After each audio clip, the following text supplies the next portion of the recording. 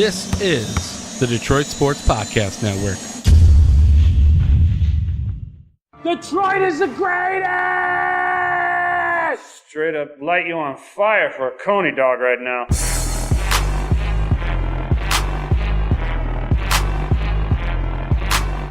Darren McCarty comes back with Neiman in front of him. McCarty draws. McCarty in. McCarty scores! A magnificent goal! Darren McCarty!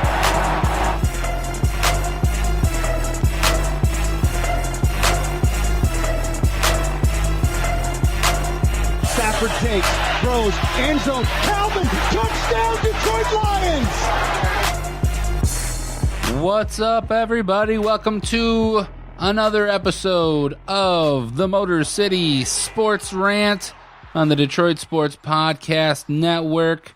I am Jason Jarvie. Follow me on Twitter at Jarvie the King. Back from his hiatus. I'm 3 weeks back. But anyways, as always with me, John the Doc Macaroon. What's up, Doc? Great week, Jason. You know, as Lions fans, there aren't too many times where we can sit here and go, you know what? We're all excited. I know everyone's saying on paper that the Lions offensive line, maybe the defensive line is kind of in flux, but the offensive line now is basically solid and could be one of the top NFL offensive lines in the entire league. I sit here and say, let us be excited. Don't poo-poo the fact that Bob Quinn has gone out there and added pieces to this Detroit Lions roster. You know who the happiest man on earth is right now? Matthew Stafford. He's about to get paid. The framework is there. They've now said, hey, we all know Bob Quinn's gone to Matthew Stafford. They've sat down in a meeting room, probably over some sushi, and they've said, listen, what's it going to take for us to have success here? And Matthew's like, hey, man, you know, I can't have Riley Reif. I can't have Larry Warford. I can't have Laken Tomlinson. Get these crumb bums out of the way and get me guys that are professional. And then you saw it. You know, the number one need that many people, the number one guy that many people have said, this is the guy we're going to target, TJ Lang. They made it happen. They didn't let him leave. And it's one of those things where, as a Lions fan, I sit here and I say, good job. Yeah, I mean, a huge week this week. So much stuff happened in sports. We'll talk about the March Madness and the Big Ten tournament, and you guaranteed the fastest bracket ever put together on a podcast or in radio. I do. We're gonna fill out a bracket. It's gonna go quick. We're gonna listen to that great song, "One Shining Moment," and we'll give you who's actually gonna win this championship, and it's gonna be as fast as possible. 5 minutes. Over under 5 minutes, you get this podcast done. The podcast, it's going to be a little bit over 5 minutes, but the tournament bracket, yep. I will go under 5 minutes. I will time from the moment that I say the first matchup. That's when we'll start timing, and I guarantee we'll get it under 5 minutes. You want to know why I'm a little tired? I went to Monday Night Raw, and it was awesome. The Joe was rocking. It was cool. It was a great event. I do want to give, though, outside of the fact that they teased a lot of people coming, they did have a great surprise. It was ruckus. I'm glad I have a voice, because Adam was there, I was there. We were screaming our heads off like little boys. It's fun. We drank a little bit. I had a good time. But something that happened after, I definitely am learning more and more about this whole Uber sensation. I want to say this, though. The way there was great, very inexpensive, about $5-6. Got there, great. Afterwards was a total nightmare. We had to wait maybe 15 minutes to find the guy. Oh, 15 minutes. But the good thing is you can call, hey, it's cold. It's like 19 degrees out there. So we waited inside the Joe as long as humanly possible. I like the fact that inside the Joe, you could charge your phone. They had a little charging station. So that's user-friendly. I like to highlight those type of things. But in terms of Uber, something they have to work on is a way to identify which guy's yours. Because some guy tried to pick us up that wasn't our guy. Because they do give you great information, very detailed, as to the name of the guy that's picking you up and his driver license plate tag. So that's good. The type of car as well. So you can call the guy up, and we just couldn't find the guy. We're like, we're here. We're at the light. We're on the corner of Jefferson and Steve Eiserman Drive. It's not that hard. We were on the other side of him, and it took us a good 15 minutes to find him. And I told my wife, I said, I don't want to, discriminate, but I said, listen, if next time we get another Rupali or a Nepal or something like that, just decline it. Let's like an average regular person, that probably knows, because I know that guy did not. He came from Hamtramck and he took the long way. He took a route that's indicated to us that he does not know the area. And I would think that foreign people probably aren't as into Detroit sports as maybe a Chris or a Sam. But I do understand at that time And it is slick, too, that the cheaper cars aren't available, the little cars. Yeah, the issue you're going to have is everybody's coming out of the Joe, and there's going to be a ton of people who are going to want Ubers. Yeah, if you're coming from your house, you want to just pick up an Uber, it's not going to take that long. They're going to come right to your house. But if you're at any major event, sporting, whether you're going to see a concert or anything, there's going to be a ton of people getting Ubers. Issue 1, the foreign Uber guy who doesn't know Detroit sports and the roads to get there quick. Issue 1. 2, the combination of potentially taking a taxi, because there were taxis just going up and down the street and they were getting their groove on. We weren't going far. We were just going from the Joe back to Motor City Casino. So I would say that the other issue that I had was not knowing what was more cost effective, because getting there, $6, not bad. Because parking at the Joe, if everybody knows, for a Raw event at least was $15. So I saw it, okay, that's not bad, $6 to get there. But on the way back to the casino, $21 with the quote unquote surge pricing. Right. We paid because it. everybody's going from there. It's a primetime market, so I get it. So I paid $27. It's not too bad. I don't feel like it was, exactly rough, but paying double what I could have paid parking just going there. But we wouldn't have had an opportunity to have a great dinner, and so I take that value into it, and it was still a great night. But I think going back, we probably should have took a taxi. You had a date night with the jock? I had a date night with my wife for my birthday. My birthday weekend, I extended it out Friday, Saturday, Sunday, Monday. Jason, I probably had the best 4 days anybody could have. Just doing what I wanted to do, indulging in sports, watching the selection show, having a good time, eating.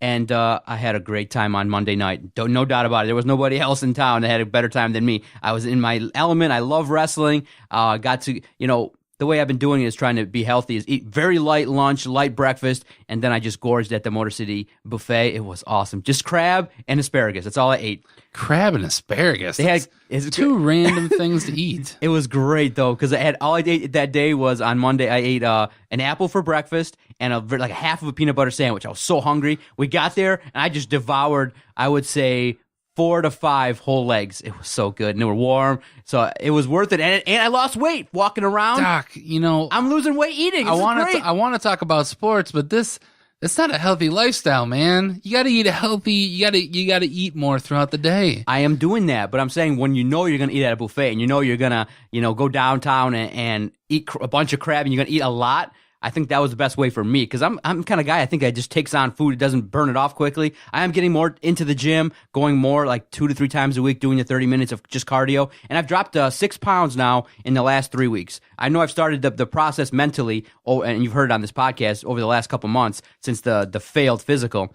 But now the weight's coming off because I've eliminated pop. I haven't had a pop in 3 weeks. That's the toughest. It really is. I'm dying. I'm dying here, man. I think about 6 or 7 years back, me and my family, we had a weight loss challenge, and that was the biggest thing. Is I cut out pop for the most part. I gave myself one day where I could have some pop, but for the most part, soda, I cut it out, and I ate better. I worked out a ton.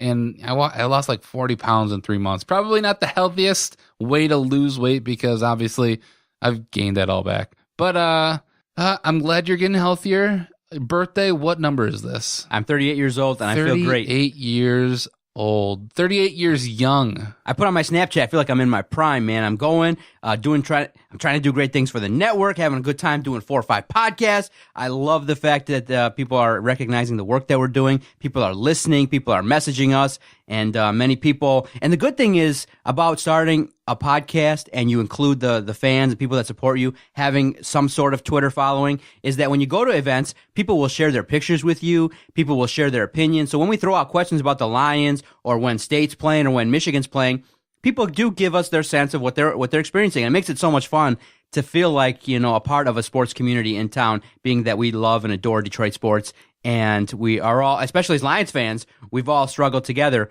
But before we start with the good news, did you see the jab that the Simpsons took at the Lions again? I know it's no big deal, but what they did was they had a little spoof on 30 for 30, and they had the music playing, and I believe they had a commentator saying, all sports fans have hope, except if you're a Detroit Lions fan. And they brought up again one playoff win, that nonsense. But it is kind of funny that because it was revealed that one of the people, a staff person on The Simpsons, is from Farmington Hills, so there's a Detroit connection there. But it is kind of funny that the Lions still nationally kind of don't garner a lot of respect. But with the moves that Bob Quinn has made, and we'll segue into the Lions talk here because I know no one really cares about our diet habits, but hey, we're going to be here a while because we're going to get in shape. Yeah. But yeah, segueing into the Lions, it's good that Bob Quinn's here. I really believe that what he's doing, at least it looks like a resemblance of a plan. Go out there, target something, and go out there and execute. And he's not going out there and getting just the average run-of-the-mill, free agents. He went out there and got people that other teams have coveted. TJ Lang was going to potentially sign with the Seattle Seahawks. Ricky Wagner was going around getting a tour. And you've now basically in one offseason rebuilt your offensive line. Other moves, probably lesser, to a degree, picking up the tight end and picking up Keyshawn Martin. Hey, I think there's a lot of merit to all these moves, and I think he's being very calculated in who he's signing. He's not just going out and signing some random player who doesn't fit. So the question everyone has to ask is, what's the realistic level of excitement that we should have with these moves? Because part of me is excited. I'm thrilled. But as a guy watching the Lions, and I know you've kind of observed, I go back and forth. Sometimes I throttle forward with support, and then I throttle back when I go, ooh. Yes, you do. You are the flip-flopper, the waffler of the Detroit Sports Podcast. No, because I'm going from fandom to objective mind. Because part of being a fan is just throwing caution to the wind and being like, yes, hell yeah, we got TJ Lang, we got Wagner, we got guys that, we've blown out guys that suck.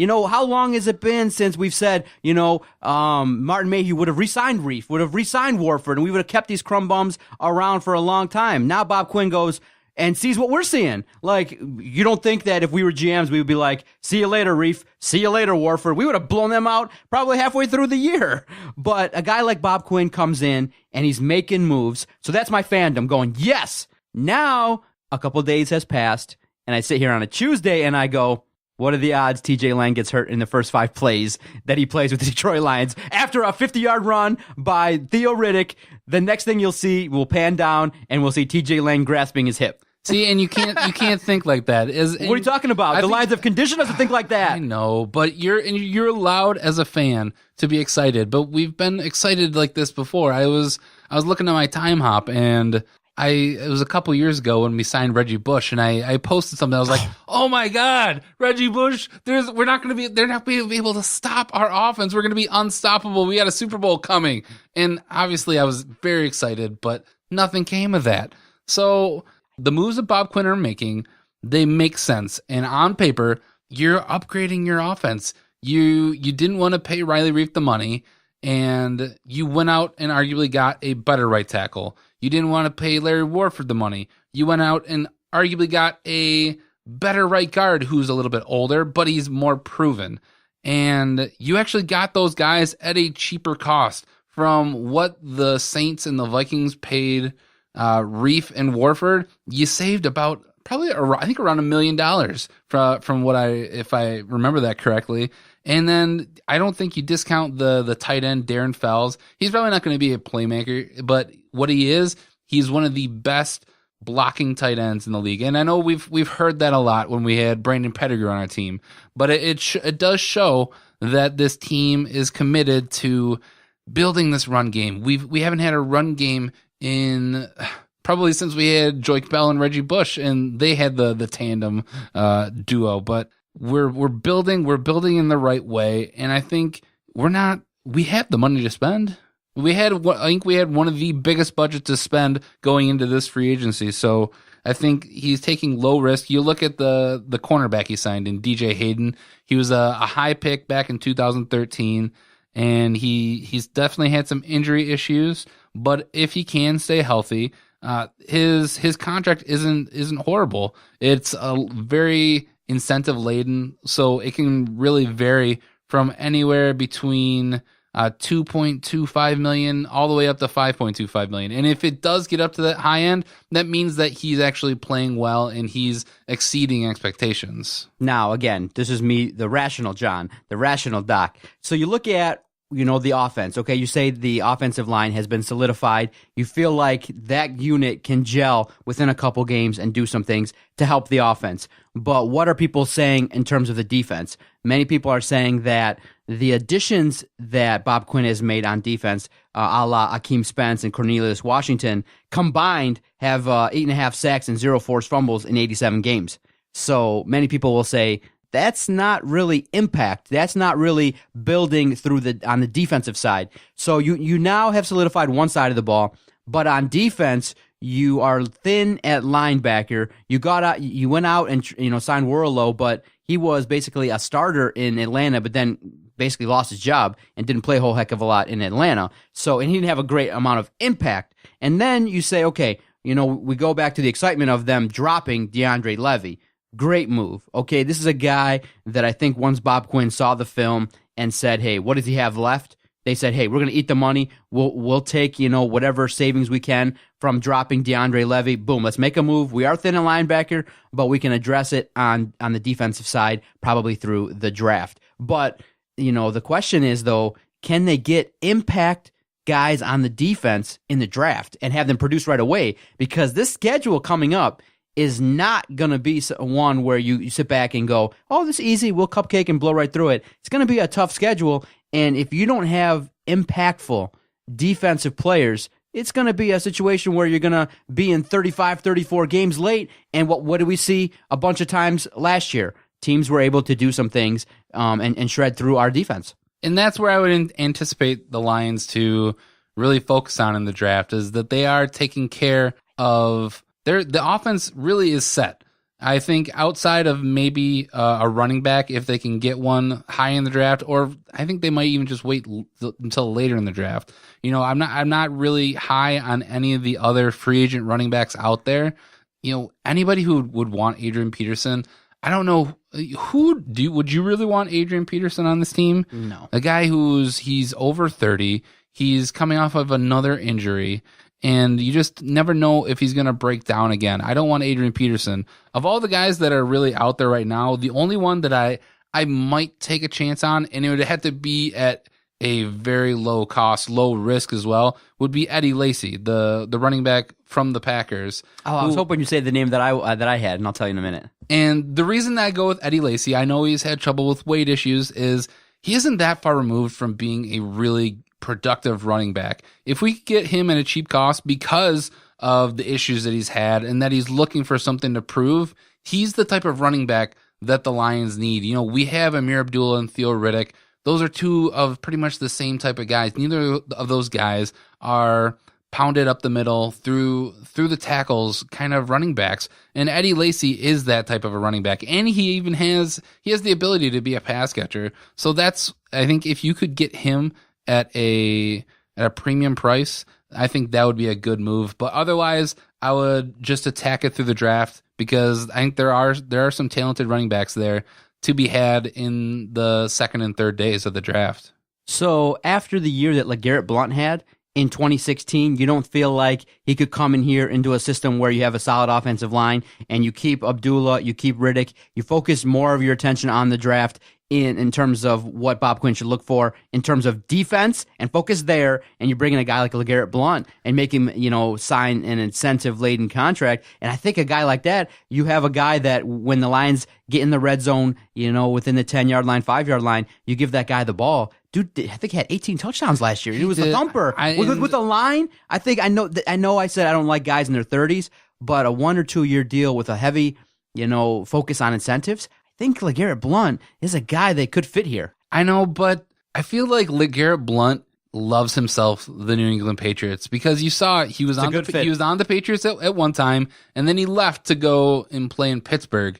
He had the whole issues with marijuana, with Le'Veon Bell, started taking him down the road. And you saw midway through the season, they cut him. He re-signed with the Patriots and picked up exactly where he left off. And I don't see him coming in and being an impact player for the Detroit Lions. I think no impact, huh? No impact? Not even listen, he had 18 touchdowns or so last year. You don't think 900 yards and 9 touchdowns, even if it's just a red zone threat as a guy that you use? I think LeGarrette Blount needs a coach who can use him correctly. Bill Belichick and Josh McDaniels know how to use him correctly. I don't have confidence that Jim Caldwell knows what to do with him. I mean, because you can't put LeGarrette Blount. He's not a 3-down running back. He's not somebody who you can put in every single offensive drive. He's a guy who you put him in at spurts. You saw on the Patriots that the way that they handle their running backs, they go with the hot hand, and they really use him in late game situations when they're trying to run out the clock. And I think he padded his stats a bit, getting down to the goal line and just being a benefit of being on the New England Patriots. Okay, so I want to ask you this about TJ Lang. So I've kind of followed his journey to Detroit, and obviously he loves the city of Detroit. He was born here, raised here, all that kind of stuff. Brother Rice, Eastern Michigan. All that kind of stuff. So he wanted to come back. And so he's given everybody the company line, saying that the Lions are not just a team that he wanted to sign because of it was his hometown team. He's saying that the Detroit Lions are ready to win. They're ready to be competitive. And one of the things he wants to bring over from Green Bay, like he said in several interviews, is that he wants the organization to demand winning. And that's something that is very important. But outside of that, do you believe him? Because for me, it just screams of, listen, I want a hometown. I want to come back home. I want to raise my family and play for the team that I grew up watching and was a fan of. Because if you were really seriously, focusing on, moving forward and winning, you don't leave Seattle. I think Seattle's the place you go and ink the deal if you're thinking about winning, because you would upgrade that offensive line. You're playing behind Russell Wilson. Pete Carroll, I think, is a better head coach than Jim Caldwell. That defense you've seen in the past, it probably now the Legion of Boom era is over, but probably can be rebuilt. I know that Seattle's lost great coaches, a la Dan Quinn going to Atlanta, and they're kind of in flux right now. But if TJ Lang was serious about winning, don't you think that he was signed with Seattle and he's kind of giving us lip service? Because I don't feel like, I know the Lions are moving towards more consistency, maybe getting to the postseason more, having success, but they haven't won in the playoffs. And what gives TJ Lang the notion that he's going to come in here and really see the fruits of his labor? I just think that, you know what, we all know what the deal was. I feel like maybe he could regret the fact that he didn't sign in Seattle. I don't think you'll regret, because no, I get it. If you do want to win right now, if that's what's most important, he should have signed with Seattle. But I think what he sees here in Detroit, it's a team that there's pieces, and if they do all fit together, they start working together, there is a chance for us, the Lions, to be a better team, to be a team who can actually win a playoff to win a playoff game. And even if it is lip service, it's the right thing to say. You're not going to come in and just say, I just wanted to play it for my hometown team. And I think there's something to be said to have proven players want to come to Detroit. And you saw this with the Tigers before they started to make their run.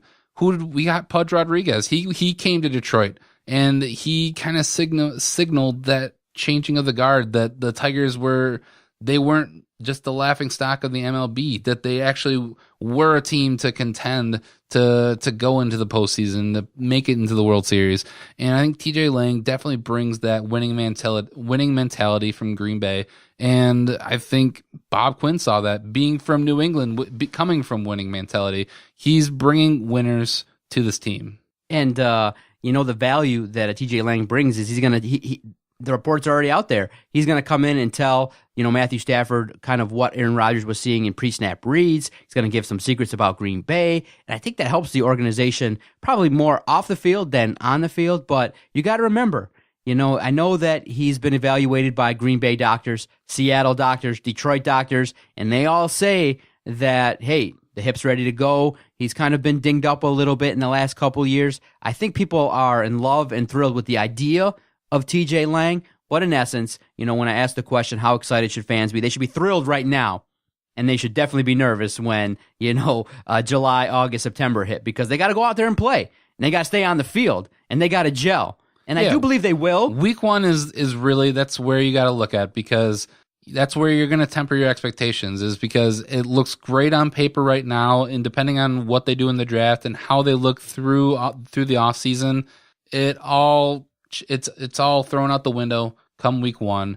You're 0-0, and how is that offensive line going to mesh? How is it going to affect the run game? How is it going to affect Matt Stafford and keeping him upright and giving him time to throw to his receivers. And we don't have those answers right now. We're not going to have those answers until the season starts. And the good thing is free agency will die down a little bit. I don't think any major big, many more big moves are going to be made until after the draft. But yeah, heavy focus is going to be on defense. You got to, you have to address the linebacking situation, and you have to get impactful defenders that are going to force turnovers and really help Terrell Austin really get back to the number 2 defense in the NFL, because the offense was pretty decent last year. They kept you in games, but what would happen? The defense would let up, and they would make it really hard for Matthew Stafford, and forcing him to come back in all those games. So I'm really confident right now. I'm really happy. I think that the Detroit Lions are in the right direction. Bob Quinn is a guy that you can see has a plan,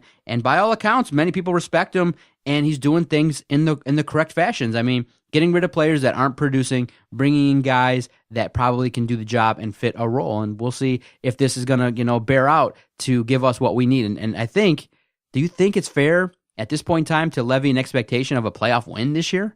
One playoff win? Woo, John. Big time expectation with an offensive line, with a draft.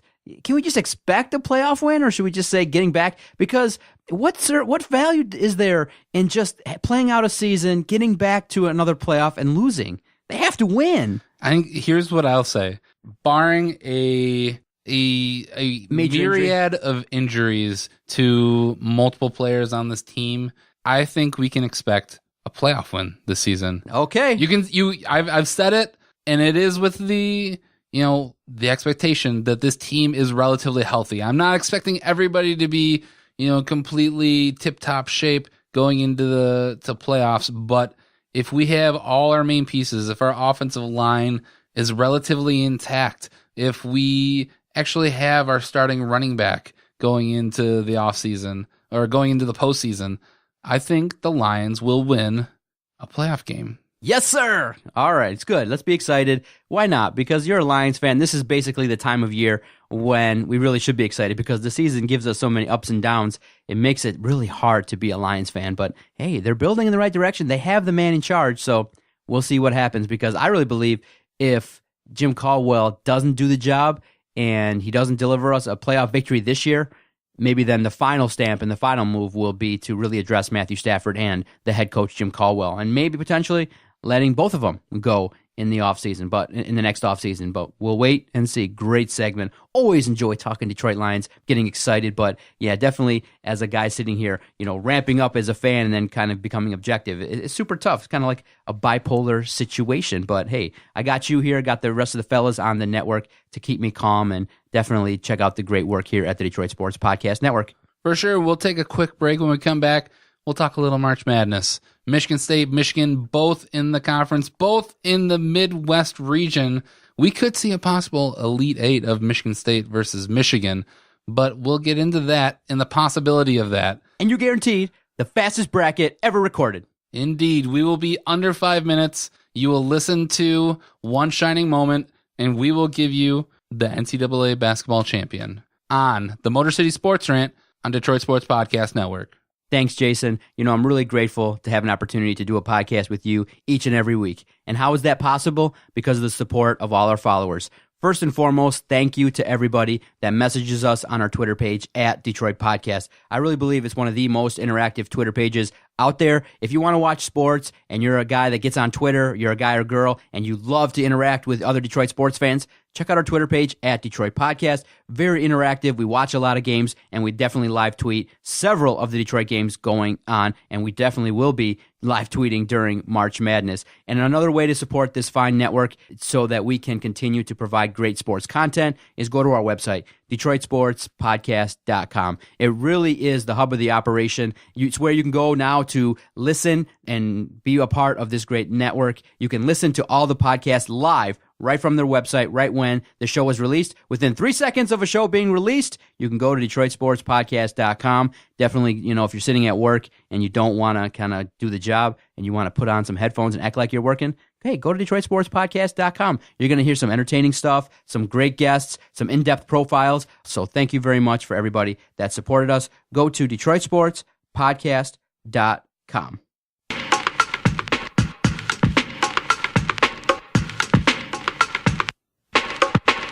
Let's go. This is what should be playing in them Jeeps. Swimsuit girls at the pool, beach, legs in the water, getting sand over feet. In town from LA, so cold in the D. Went to school in Atlanta and Chicago for the week. Friends and they friends kicking in SWAT teams. Inside day, sun babe, on streams, hotel, beach babe, and I lost both keys. Name shut fingers, room 313, and it's booming, scooters, ATVs. Out Welcome back to the Motor City Sports Rant on Detroit Sports Podcast Network. Is this Cool Kids, Jason? It is the Cool Kids. I love these guys. They, I remember seeing them a while ago, and I was looking for a song to come back to make us think of warmer times, because it is GD freezing outside and middle of March, and we got snow again, which shouldn't be that surprising because we live in Michigan, but it still sucks. I mean, how much snow did you get? You Couple didn't get inches. much snow? No, it wasn't too bad. I know everyone's like freaking out. It was like, dude, we're living in Michigan. It is weird to get snow after March 10th, but hey, man, winter, the days are longer, the sun's out a little bit longer. So, hey, it's a good time, man. Listen, spring forward, it's all good. I'll take this over what the East Coast is getting. They're getting like 15 to 20 inches, which that sucks. Be grateful. Exactly. I am very grateful, and I do understand. We live in Michigan. You know what else we should be grateful for? That the Michigan plane got back from D.C. after their title win. Man, what a story. Do you feel like it's one of those things where it could have been, when you look at it, I don't know how, and I give Derek Walton all the credit in the world, because I would have been one of those people that vetoed going there either. After a plane incident, and you have a situation where you're about to take off and you miss the runway or you slide off the runway, it's one of those things where I look at it and I go, how on earth, every single day? I think about it because there have been some notable crashes that have eliminated some soccer teams, a college football team. It's just, it's unbelievable every single day that we notice that, nationwide athletics are dependent upon travel, airplanes. And when a scary incident like that happens, it just rattled me. And when I look at it, all the pictures, people talking about it, the stories, what Michigan did last week, winning, 4 games in 4 days after the anxiety-provoking accident, with their plane, it's crazy stuff, man. Really great story. It is a crazy and a great story. I remember reading about it, and the coach John Beilein talking about that first game, that he didn't really he didn't talk too loud. He didn't get on his players too much because they were still dealing with all that stress. And I think it was a whirlwind, 4 days that they play their first game in their practice gear because all their stuff is trapped on the airplane still, and then they finally get all that stuff and they just continue winning, and they probably win the Big Ten championship or win the Big Ten tournament. So I will never root for Michigan football, definitely, and I honestly will probably never actively root for a Michigan sports team.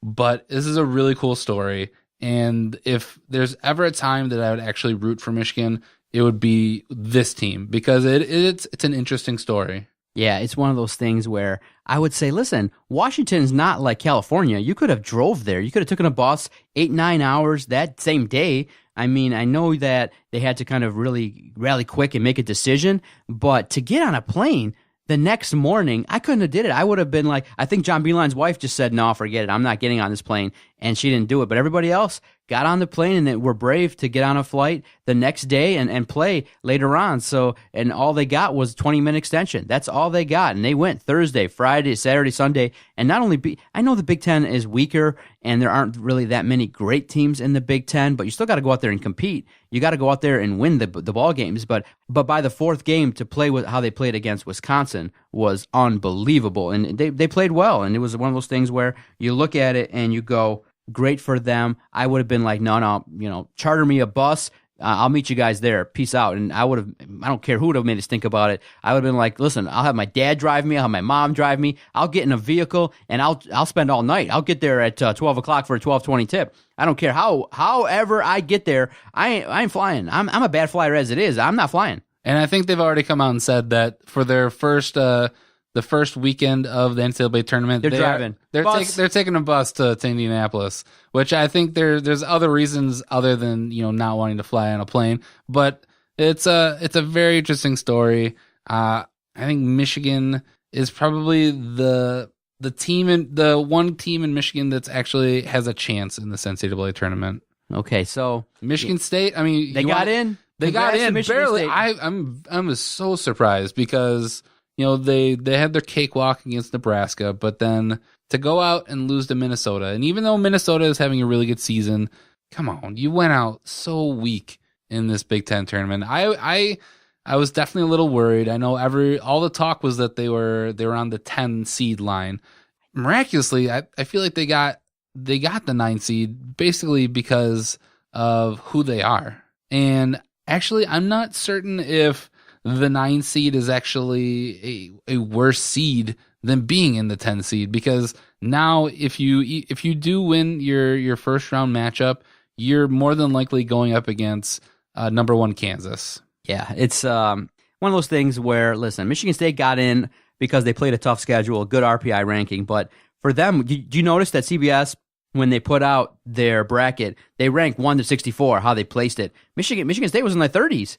I was surprised because I would think they'd be lower in the 50s based upon their losses and things like that. And did you see the diss by Syracuse? They pinpointed State, and he said, Jim Boeheim was like, screw the Orangemen, in my opinion. I'm not a fan of Syracuse at all. And anybody that supports them, if you're a local media guy, I'm not down with that. Syracuse blows. Jim Boeheim, he's the biggest troll, and he's retiring at the end of the season, isn't he? I hope so. I don't know. But that guy needs to go away. But he's like, our quality wins were better. Dude, you won 18 games, 18 and 14, and the majority of the games that you won were at home. Every time you went on the road, you were like Michigan. You had a hard time. And Michigan only got hot, in the latter part of February, March. But as you should.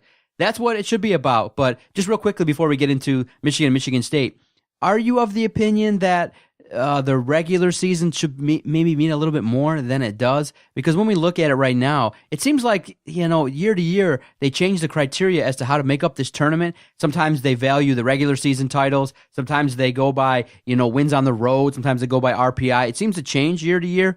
For me, I kind of like the Cinderella stories. I like having a little bit more, more mid-majors in the tournament. So the way I would do it is just really simple. I mean, I know you might double it, but in the end, it's still, it values the regular season and it values the conference tournament, where each conference gets 2 bids automatically. And then, big deal. If you lose a Northwestern or you lose another team like Purdue, who cares? Would you really care if Purdue was out of the tournament and Oakland was in it? No, I wouldn't care at all. So I think that you have to reward the play for an entire 18-game stretch, and a team that wins their regular season conference over the course of their 18 games or 20 games that they play in their conference, you reward them with an NCAA bid. And then if a team gets hot and they are able to ride out 3 games and get hot for 3 days, then you let them win. You let them get in too. So that way you create a fair balance structure every year, and all you do is just double the number of automatic bids. And I wouldn't. I'm not necessarily sure how they rank all the games, but I don't think the individual tournament games should really count any more than just a regular season game, because even though you are playing back-to-back games, if you want to weight them a little bit heavier, I honestly wouldn't do it. I think the tournament champion, obviously they get in, but I think after that, you should just rank the games that you played, the people who you play, and your strength of schedule. That's kind of how it was this year. I mean, this is a nice field. It's okay to look at. But when you go like a team like Oakland that wins 20-plus games, I believe they had 24 wins, and then you don't get in, you have a solid team that could do some things, that could win. I know they look at, can a team win in the tournament? But a team like Oakland could have been one of those Cinderella teams. And when you eliminate a chance for a Cinderella to be in the tournament, you eliminate some storylines. And Greg Campy told us, he said, listen, it's about money. It's about eyes watching the tournament. And sometimes you have to make decisions not solely based on competitive reasons. You have to make decisions on who's going to watch at when you fill out, when these teams have to go to certain arenas and they want to sell tickets. And a team like Oakland is probably not going to sell a ton of tickets, but they might have. And if they were to be assigned to Indianapolis, they might have got maybe 5,000-10,000 people there for a game. You never know. No, I don't want to upset our friends at Oakland University, but I do think there has to be more weight on playing good teteams. Yeah. And Oakland, but even though Oakland had a better record than a lot of these teams that you see in this bracket, you look at the quality of those wins. Look at the teams that they lost to. Yeah, they've lost to some tough teams, but at the same time, a team like Oakland is hampered. Next year, they have an opportunity. They're going to play some big dogs too on the road, but they're hampered because Greg Campy said it. He has to beg teams, to come play at the arena or to make the schedule out. He has to, kind of go out there and hit the pavement and you have to. It's a two-way street. And that's a problem fundamentally with the NCAA. Then it is a problem. Is that it's similar to what football does. You play cupcake teams. It's all about who you win and basically just getting to your conference. And at the same time, knowing that you have to win your conference tournament, you got to go out there. You can't lose in the first round to the 10th seed. That's just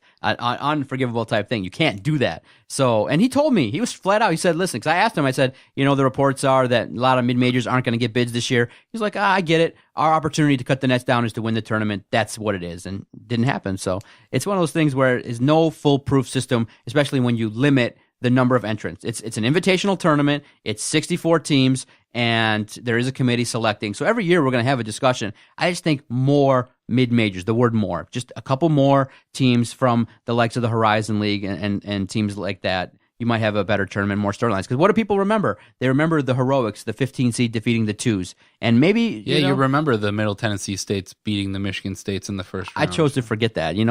Thanks, Jason. Horrible. But I'm really happy that on the CBS selection show they came out and were like, "Oh, Middle Tennessee State has a chance to make some noise in the tournament. They got better and they're better on defense." And they were like, I love the fact that they were like, last year against a strong team, the Middle Tennessee State were able to swarm and confuse the hell out of Michigan State. And I'm sitting there going, "Oh my God, are you serious right now?" Middle Tennessee State was able to confuse Michigan State last year. You over that? They haven't recovered. No, they haven't. I choose not to really remember, and I'm trying to block out pretty much from March to right now, really, because it's been horrible for Michigan State. You had the loss to Middle Tennessee State, and then we have the abomination that our football season was, and we had the high hopes of this basketball team, and it just hasn't. It's been I'd say it's a failure of a season. Yeah, it's been a tough year. It's one of those you finally bring in big names. You bring in Miles Bridges, Josh Langford, Cassius Winston, and they're just not doing anything. Okay, so going into this and looking at Michigan versus Michigan State, Michigan's riding a hot streak. They're playing very well, but the question that I ask and I wonder is, how does playing 4 games in 4 days? What does it do to a basketball team? Are they going to come out on Friday and play really well against a team that I think has an opportunity to match up? Oklahoma State is a team, 10 seed, that has an opportunity to do some things against Michigan. And it's not going to be one of those things where I don't think Michigan's going to go there at noon and destroy Oklahoma State. It's going to be another close game. And what does that week that Michigan had, how does that take a toll on them? And I wonder, Michigan State in a situation where I think that, they're going to be looking to really correct and looking to really erase some of the nasty memories that people had over the course of the season. But many people, I think, and I'm starting to question it too, are questioning Tom Izzo in terms of when he's utilizing his players at what times. And I look at it and I go, I think this team could have been better if Tom Izzo would have utilized the guys and maybe potentially stop this whole nonsense of like, hey, I'm going to put in Tum Tum for defensive reasons. Let them learn it out early and make the examples and limit minutes earlier in the year in October, November, December. By the time March hits, these guys got to be better. Bridges has to be better defensively. Why is it not happening? And I think it's as simple as this for both Michigan and Michigan State going into this tournament. These are teams that have no room for error, and that they have to play almost a perfect game every single night if they're going to have any success in this tournament. In years past with Michigan State, they could get away with not playing their best and still be able to cruise right into the Sweet 16. Neither of these teams are good enough to just cruise on their talent level alone. Michigan, they're going to have to be firing on all cylinders. I think they're really going to have to ride the high that they've been on since they started the Big Ten tournament and hope that it carries over, because I think the second that it starts to backslide a little bit, they start missing more of their shots, I think that'll be the end of the tournament for Michigan. And I think conversely for Michigan State, you're going to need the Nick Wards, the Miles Bridges. You need your star players to produce and not have prolonged droughts where they're just unproductive. And it's simple. It's as simple as that. You got to play your best ball. You can't have an off night because you're not. If you are, you're going to be out. You're going to be home. Exactly. And in tournaments, free throws are important. Turnovers, you got to make sure you limit them. You got to have clutch shots. And is there going to be an unsung hero? It could be Bridges. You've had teams, a la Syracuse. Hate to go back and reference them, but hey, Carmelo Anthony was a guy that took them all the way. And you've seen tournaments before where a guy like Kemba Walker got his team hot for those UConn teams. He was able to go out there and do some things, and the tournament is made for a player to get hot and go about his business. And maybe Miles Bridges is that guy. But if you're a collegiate fan of a Michigan team, it looks like Derek Walton might be the guy instead of Bridges to get hot and do some things. Maybe even a Zach Irvin, a guy like that. But it seems like right now, the budding stars are on the other side. They're with the blue team. And DJ Wilson, unbelievable. Guy can shoot. Mo Wagner. You like a team that can get hot, but in the end, if you don't have your legs and you don't go to Indy and do some things right away, Michigan could be one and done. And I've read some brackets where some people, have Oklahoma State beating Michigan. And, stay tuned. In the next couple minutes, I'm going to reveal what I do, and I'm going to reveal that maybe I might have the Spartans going a little bit farther than Michigan. But I'm not teasing it, but I'm not saying for certain, but we'll see. You might have Michigan State going further. I might potentially have it. You think I do? Well, stay tuned right now because I'm going to fire it up. I think you got your bracket ready. Are we going to try and do this? We are. We're going to try to get this bracket. I have my stopwatch out. We're going to try and get this bracket in under 5 minutes. We'll go region by region, ending in the Midwest with Michigan and Michigan State. Okay, let me cue it up. So I'll tell you, you can tell me when you start it, and I'll cue it up, and I think many of you will recognize it, and we'll have to loop it over and over, but why not? All right, you hear it. You know that sound. It's one shining moment. All right, hit the button. Hold on. As soon as I say, because you ready? Yep. You're ready to go. I'm ready. And go. Villanova, Mount St. Mary's, or New Orleans? Villanova. And I will take Wisconsin over Virginia Tech. Virginia over UNC Wilmington. My first upset, number 12 seed advances. Ooh, 12. I'm actually going to take East Tennessee State here over Florida. So we'll have a 12-13 matchup. SMU over 11 seed play in Providence, USC. Got it, same. Which one? I got SMU. SMU. I will take Baylor over New Mexico State. Same. South Carolina over Marquette. I got 10 seed Marquette. 10 over Marquette. And I will take Duke. We're going back and forth here. I make the rules. Second round, Villanova against Wisconsin. I got Villanova advancing. Nova. I will take Virginia. Oh, wait, no. They didn't get over. I'm going to take East Tennessee State over UNC Wilmington. SMU over Baylor. I have SMU advancing. In the previous game, I have Florida taking on Villanova. So I got Villanova and Florida. This is the Motor City Sports Rate Bracket. You're wasting time. So you're taking SMU over Baylor? Yes. Okay. I will go Duke over Marquette. Same. So I have that, Duke over Marquette. Nova versus East Tennessee State. I have Villanova defeating Florida. Or actually, excuse me. We're going off this bracket. Don't look at your bracket. Sorry. Come on, you're wasting time. I will take... give me Duke. So, Villanova versus Duke in the Elite Eight. Duke. Okay. Going on to the West region. Gonzaga, South Dakota State. Gonzaga. I'm going to go Northwestern over Vanderbilt. Notre Dame, Princeton. Notre Dame. Indeed. I'm going to go, give me the Patriot League. Give me Bucknell over West Virginia. So, Maryland, Xavier. You got Maryland. You what? I have Maryland in Arizona. It's predicated on Arizona getting far, but okay, if that's the matchup. This is the first round, John. Maryland, Xavier. Maryland, of course. Okay. I will go FSU over Florida Gulf Coast, the Dunk City. St. Mary's versus VCU. St. Mary's. I'm going to go Arizona. So, Arizona, St. Mary's. Arizona. I'm going to go FSU over Maryland. So, Notre Dame, Bucknell. Notre Dame. I'm going to go Gonzaga over Northwestern. And Gonzaga, you got it. You want Zaga over Notre Dame? Yes. I'm going to go FSU over AZ. Gonzaga, Florida State in the Elite Eight. Gonzaga. Zaga, we have a 1 and a 2 seed now. Over to the South region.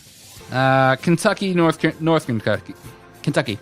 You want Kentucky over the Horizon League Championship? The Horizon League champion? Yes. I'm going to go Wichita State, the Shockers, over Dayton. Good call. UCLA, Kentucky State. UCLA. Or Kent State. UCLA, you love the Lonzo Ball. Cincy, I'm going to go the 11 seed. Whoever that play-in is over Cincinnati. You got it. Butler, Winthrop. Butler. Take the 12 seed, Middle Tennessee State. I'm going to go Middle Tennessee State. Arkansas, Seton Hall. I got Seton Hall. Of course, I'm going to go UNC. So UNC, Seton Hall. UNC, Seton Hall. Give me UNC. UNC. I will go Butler over Middle Tennessee State. They're not getting past the second round. 11 seed, Kansas State or Wake Forest over UCLA. Which one? Wake Forest. Oh, you're going the 11 seed. And I will go Kentucky. Kentucky or Wake Forest. Kentucky. And I will go... Give me Butler. I'm UNC out of there. Okay. Butler or Kentucky. Kentucky. On to the Midwest with Michigan and Michigan State. Kansas versus the 16 seed. Kansas. Of course. And, I'll let you have it, too. Miami or Michigan State? Michigan State. Okay. I'll give you this whole top of the region. Iowa State, Nevada. Iowa State. Give me a 13 over 4 Purdue. And you want Vermont. I am going to take Rhode Island over Creighton. Oregon. I'm going to take Oregon. I'm taking this side. Okay. Enough of this, John. I'm going to take Michigan over Oklahoma State. And I'm going to take Louisville. And then I'm going to go Louisville over Michigan. Sorry, Maize and Blue. Yes. And then I'm going to take Oregon over Rhode Island. So back to you. Iowa State, Vermont. Iowa State. And MSU, Kansas. Upset. Michigan State. Oh, man. Take off those green glasses. MSU, Iowa State. In Michigan the Sweet 16. Oh, man. They're in the Elite Eight. So on to my side, you got Louisville versus Oregon. I'm going to take Oregon. Oregon, Michigan State. This is where they fail. Oregon. Oh, man. And we've already failed. We're well over 5 minutes. So, let's see. Oregon versus Kentucky in the first matchup of the Final Four. Kentucky. And on the other matchup, Duke versus Gonzaga. Duke, Kentucky, national championship. I'm going to go the hated team, Duke. Done. Not got bad. A bracket. 6 minutes, just 12 seconds. seconds. Not bad. That's with me being half asleep and I jumped ahead. I know, and you were giving me your picks. You weren't following the rules, John. I wasn't following the rules. I was getting ahead of myself, and you needed to say first round matchup to clear it for me. But that's not bad, bro. 6 minutes. I know, and you were like, oh, it takes too long to do one of these. Yeah, we could have definitely gone for an hour, gone on over each of these games. Well, yeah, I could have. I was about to go through and do all the researches, getting all the different mascot names. I only got to UNC Wilmington with the Seahawks, and I didn't even bother looking at the rest because you were like, it's too long. And I said, no, this is not a no fun league. I'm not the no fun producer. I'm not the no fun producer. I am the producer, Jason. I'm not a bad producer. I'm not a good producer. I'm just the producer. That's You're it. A producer. Good stuff. That's not bad, though. That's not bad. I think that, if you took me out of it would have been better. We could have got it down under 5 minutes. But, hey, it's not bad at all. I think it's a good listen. We got Duke winning it. And Jason will post it. You know what? We have the bracket that we filled out. We'll take a picture of it and post it very soon on our Twitter page at Detroit Podcast. Our 6 minute, 11-second bracket. Great podcast, sir. We got in under an hour, which is what you want to do for a podcast. It was a good podcast. I do have one more question. Sure. Manny Ramirez, you remember him? Mm-hmm. The big hitter from Boston and Cleveland. He signed a new contract with an independent Japanese league baseball team, the Koshi Island Fighting Dogs. And with his contract comes with a few perks, optional practices, a chauffeured Mercedes, a private hotel suite for road games, a jersey with Manny on the back as opposed to Ramirez, and then unlimited sushi for the entire season. Oh, that's a good cushy deal, man. Do you think Manny Ramirez deserves something like that? Really? He's going to Japan. It's a name. It's baseball. But if let's say you played any kind of sport you wanted and money wasn't what you desired, or money was already taken care of in your contract, what would you put in there that you would want to what would you want? Do you want a chauffeured Mercedes?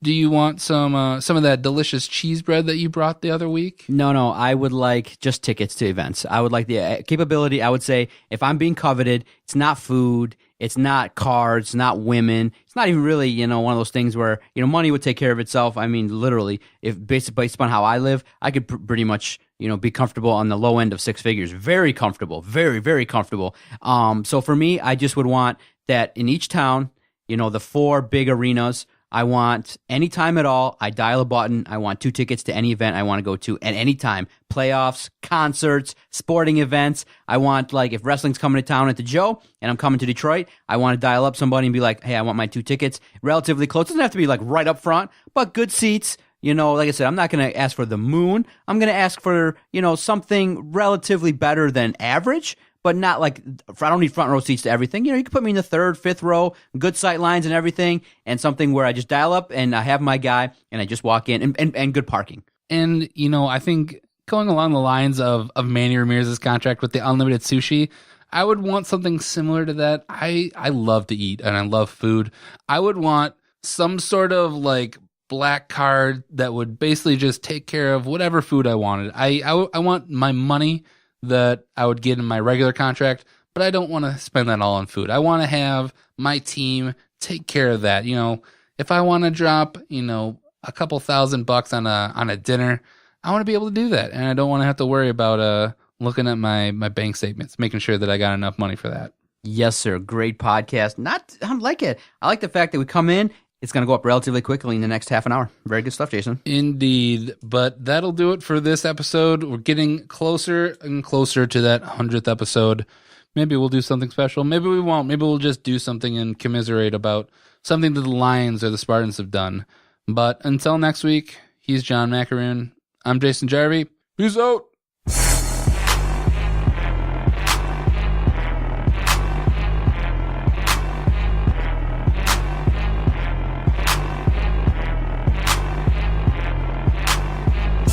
Okay, nice idiot. F you. Bye-bye.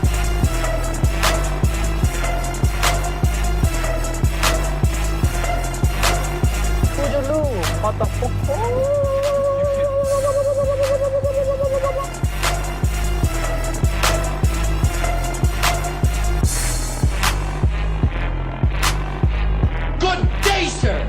I said good day.